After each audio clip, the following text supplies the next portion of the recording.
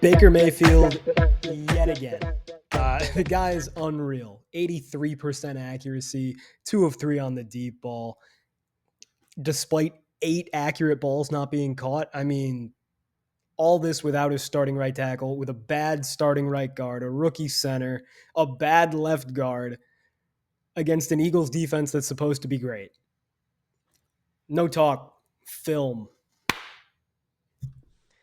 All right, let's get flying through this. The Bucs are going to throw everything real short because they're just trying to get the ball out of Baker's hands. They don't trust the right side of their offensive line, and with good reason. There, Mayfield does a good job of pump faking, plus pocket movement, and throwing the easy pass, routine. Here's another routine one, and another routine one, and here is another routine one. Here, he actually is going to miss the pass. He's just a little wide. Things happen. Even Baker Mayfield misses sometimes. Routine. This one's bad. The ball gets batted, and even though it's caught, so you might think it's routine, it's not. The stats look great, too. The EPA added on this play is probably significant. But anytime that a defender gets a hand on the ball because a quarterback throws the ball improperly, I grade it as bad. Now, sometimes the defender's right up in his face, and there's nothing he could ever possibly do, and then it's a throwaway. But in that case, Baker Mayfield does a nice job of trying to change his arm slot, and he throws the ball hard enough that it still glances off the defender and gets to its target, but it's still bad. Everything else is routine until this throw, which is arguably solid. If you want to grade it as routine or solid, I don't care. Mayfield does a really good job of leading his receiver, noticing the open man, and, well, the open man was his first read. But he leads the receiver perfectly. Even if the cornerback's tight, it doesn't matter. The ball was too perfectly placed, and that's why I'm inclined to give it a solid grade. Here's second drive. Baker opens it up with a solid throw. It's just a corner, but it's 10 yards downfield, and again, the ball is just so perfectly placed. I include the tight copy so that you can see. Just couldn't put it in a better spot. Little play action and quick game, right? This is the Bucs' design for this game. We don't trust our tackle. He's getting eaten. Get the ball out. Baker here does a really nice job. See how he steps up and a little bit to his left? Right here, he doesn't feel comfortable. If I let go of this ball, maybe that left end against the right tackle, 77, gets a hand on me. So I'm going to slide a little bit left, and I'm going to fire a nice, solid strike to Mike Evans. And Mike Evans actually caught it, which is novel in this game, because I think he had 3, maybe 4 drops. Here, Mayfield does a nice job to receive the bad snap, and look at this dime. Now, you can't really see it from that angle, but that's why I include the tight copy. And again, look at this tight window. Read 1, read 2, fires. Come on. Right over the arm of the linebacker, just outside the defender's reach. One more time all the way through. That is a dart. You want to grade it as great? Fine by me. You want to call it elite? I think I would prefer elite on that throw. Here, more routine. Any throw that goes 20 yards and ends up in the end zone, splitting double coverage, feels pretty elite to me. I don't know. That's a no-fault sack. Nothing Baker can do. They blew up the play action. And here Baker does a really nice job of sliding left to create the opening, right? So here's the top of Baker's drop. Here's what he's looking at. He's actually got more time than you would think, but nobody's really coming open. By sliding to his left, he creates a better, more direct route to the receiver, right? Because now he's got an angle on the ball. So rather than a trajectory that comes straight out and gives the linebacker a little bit more angle to touch the ball, Baker's going to slide over and throw diagonal so he can put it further outside the linebacker's reach. I think that's just really nice. Solid throw by Baker, plus pocket movement. And by the way, that's dropped. One of 7 balls that Baker absolutely should have completed due to his own accuracy, but that weren't completed due to the incompetence of the Buccaneers. A constant theme in his tenure. Great throw. I mean, really a good throw. Great play. Just a drop. No matter, Bucs get the ball deeper. I don't really recall how they did it, but routine throw for Mayfield. And here, this is a tricky fade. Again, just a fade. They're doing the same shit as last time. Baker has it a little bit low. I would rather he put the ball higher. I'm going to grade it as a bad throw, but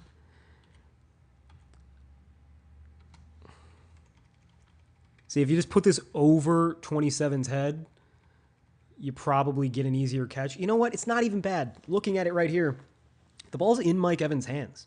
That's a good throw. It could have been a little higher to prevent the corner from making any play on the ball. But Mike Evans he's not winning contested catches anymore. That is now 8 throws that Baker was accurate on, and he made the right decision, but the receiver failed him on. That stinks. I have the tight copy a little bit later, but it's not worth going to. Here, Baker bad. Don't get balls batted. Nice movement, nice routine pass.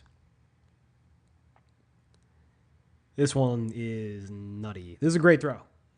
Typically, a throw of this distance would be solid, and typically a quick slant like that would be routine. But the ball placement, the tight window, it makes this throw insane. Look at the opening. So he's got maybe a half yard of separation, maybe.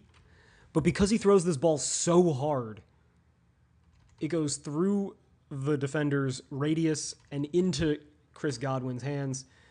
Wonderful catch. Wonderful throw. That's special stuff. Receiver didn't get open, but Baker just cooked Reed Blankenship. A common theme in this game. Baker also had some nice runs, one for a touchdown where he trucked Reed Blankenship. I didn't include it because it's not a pass. That pass is routine. But Reed Blankenship, really Baker Mayfield's, his little something-something in this game. You can fill in the blank for yourself. Great throw, Big. All right, line of scrimmage is the 25. Baker throws it to the 10, 15 yards. Great job.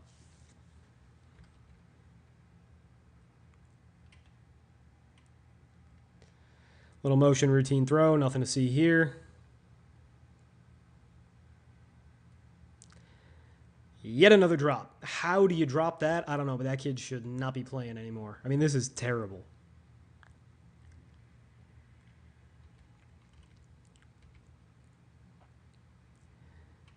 Routine throw. It's got good depth, right? Like it's 10 yards. That's nice, but it's easy. It's wide open. Here, Baker, nice pocket movement, but he gets hit while throwing and ball doesn't get out far enough. It's a bad throw. Little empty. Baker's forte. Bad ball. A little too low. Right? We can see here. Just keeps it a little too low. And the receiver wasn't open. Like, that's probably the best location to put the ball, but you should also be throwing to a different player. Here, Baker does a really nice job of manipulating the pocket. And even though this is incomplete and Mike Evans doesn't get a hand on it, I'm counting it as something akin to a drop because Mike Evans is the only reason this ball wasn't complete. And frankly, I think if the Buccaneers weren't winning by a lot already, he would have made the play. But I think he made a business decision here.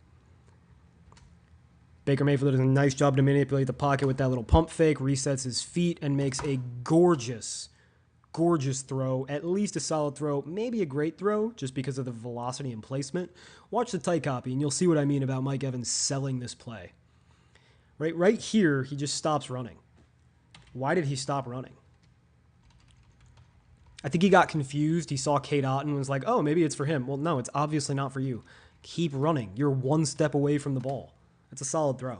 That's just Mike Evans being Mike Evans. He's completely unreliable at the catch point. He just gets open really well. And there's another drop. You might think, oh, Joe, you're splicing together all Mike Evans' worst plays right now. No, these are consecutive plays. The man is just dropping everything exactly like he did last year and a lot like he did 2 years ago. This is not a drop. Godwin makes a valiant effort, but that's a bad throw.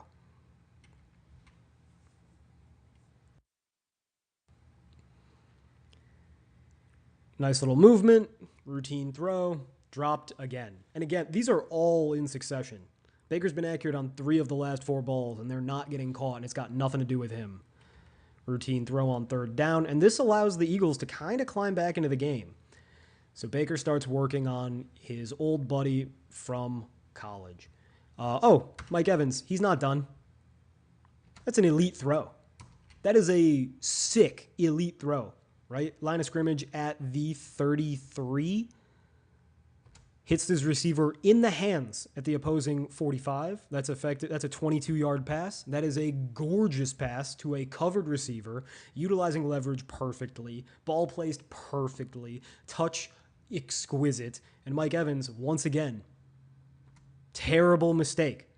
Even Tom Brady, who did the broadcast, said, I've seen Mike Evans catch that ball hundreds of times. That was pretty bad. Yeah, it was pretty bad. I agree. Elite throw, accurate deep ball. Some movement, extends the play, rushing, positive run. Lovely.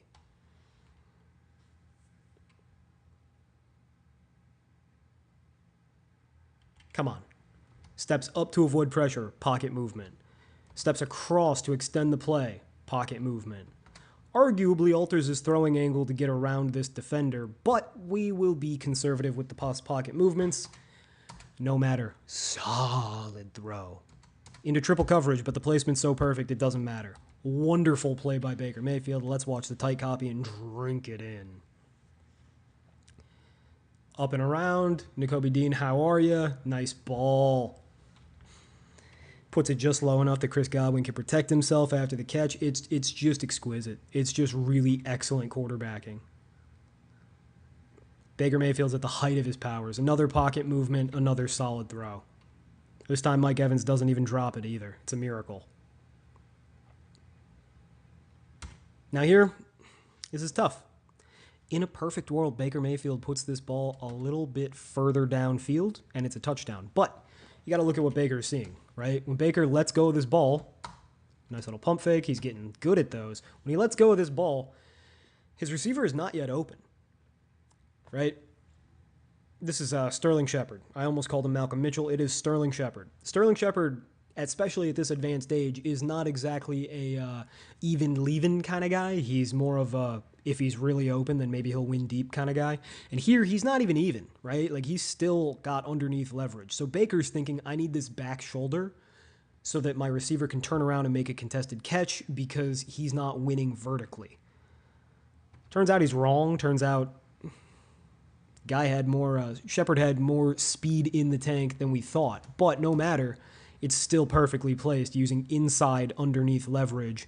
It is a nice catch. It is a great, not elite throw because could have been a touchdown if it was perfectly placed. But I love that chemistry, and I'm really liking Sterling Shepard as wide receiver 3 because, damn it, at least he doesn't drop balls unlike everybody else on this team. Trey Palmer is my other favorite third option.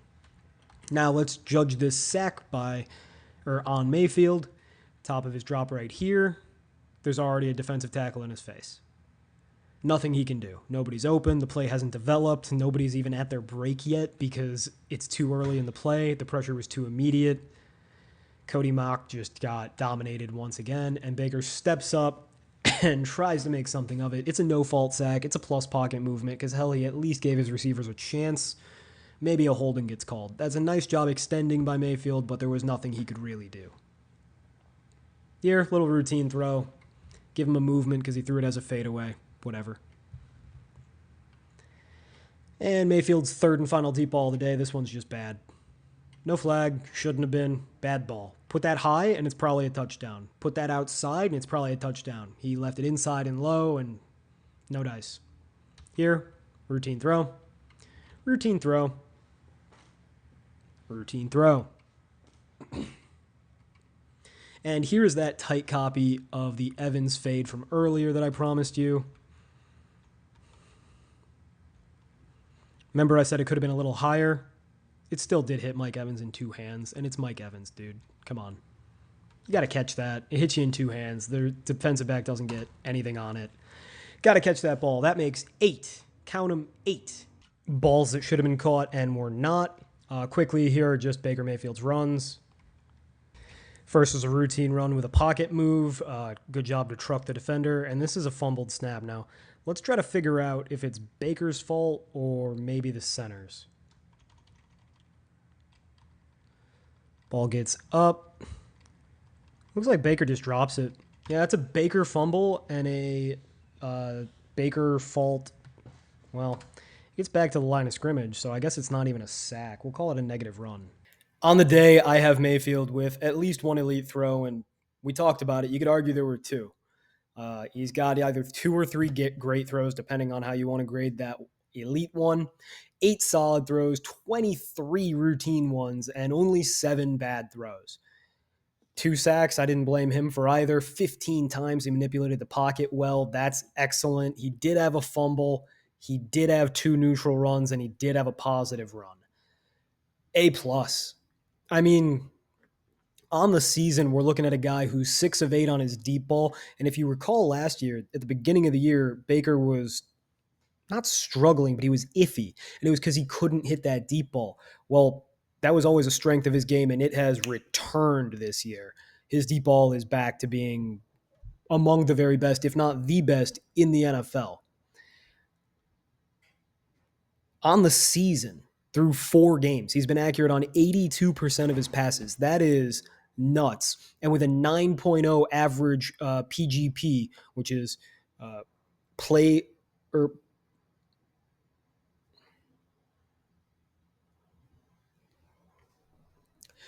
play grade points, which is the new name for slugging. I just assign a point value to every kind of play, and I add it all together. 9.0. That is A minus range on average. That is don't say this too loud. That is Tampa Bay Tom Brady caliber play. I mean, unreal stuff. He's been accurate on 63% of his throws if you take out all the routine ones, which is nuts. The league average is 44 for a starter. 28.5% of his plays are positive. League average is 21. And only 17% of his plays are negative. That's 10% less than the league average starting quarterback. And I've graded over 1,000 snaps this year already, like 50-something games already this year. Baker is also throwing an elite pass at almost 3% of his dropbacks. That is twice the league average. Great passes, 5%, twice the league average. Solid passes, 17% versus the league average of 10. Bad passes, only 12%. League average is 16.5. Interceptable. He's got 3 pickable balls in competitive games, boys. That is nuts. The league average is 3.3%. He's only taken 1 sack that I blamed him for, and that's half the league average as a rate term. Baker's had 10 sacks that weren't his fault whatsoever, in my opinion, and that's 3 times the league average. 7.3% of his dropbacks versus 2.6. He's unreal. I mean, he's playing unreal football, and it's the second year in a row that he's been this great. And I'm just kind of curious, like, when are people going to stop saying, oh, Baker's pretty good, Baker's okay, Baker's better than we thought, and start saying, this is the best quarterback in the NFL? And if he's not, he's damn near it. Like, I understand if you want to call Mahomes the best just because he has all the rings. He doesn't play even remarkably close to as well as Baker Mayfield in the regular season, especially. But whatever. I mean, he's been great. He's got the rings. He's got the MVPs. Fine. Josh Allen is the only guy I think plays at the same or a close caliber to Baker over the last 2 years. It's been Allen and Baker leagues ahead of everybody else. Ironically, I don't think either of them got significant votes for MVP last year. That's kind of weird. But no, I mean, there's no holes in his game. His arm is strong as ever. His mobility is a positive. I mean, he's not Lamar Jackson, but he's certainly also not a statue back there. He's very crafty, very shifty. He gets the yards he needs to get, and you can see he can truck a safety if he has to. His accuracy is fantastic. His decision-making has been pretty good. It's never going to be great, but it's going to be good. And now that his deep ball is back to being nails, that there's no hole in his game. He attacks all 3 levels very consistently, very accurately. I've graded 4 games. I've graded 137 snaps. He's got 3 A pluses, with the lone blemish being a D he got against Denver. And as it turns out, the Jets just learned Denver's defense is pretty good. That's not an excuse for Baker playing poorly against them, but if your lone blemish is going to be a pretty good defense, I'll take it. So what do you guys think? Am I overreacting? Am I overselling what Baker's done? And because I know I'm not, because I've proven it on video, why doesn't he get the hype that he probably deserves based on his stats and, much more importantly, what the film looks like and the fact that he's got these Buccaneers as a legitimate contender this year, despite a bad defense, low key, kind of a bad offensive line, and Mike Evans dropping everything near him? Hit me in the comments. Hit me with a follow or a subscribe or whatever the heck you want to call it. Next up, I'm doing Jaden Daniels because, man, the guy's got flaws, but it's been 2 weeks of straight balling. So I got to break down exactly what he's doing so well and whether or not it's sustainable. And if he's proving me wrong, like what is he doing that I didn't see coming out of college? But until then, well, I'm just going to be grinding the film, particularly the Jaden Daniels film. Asta.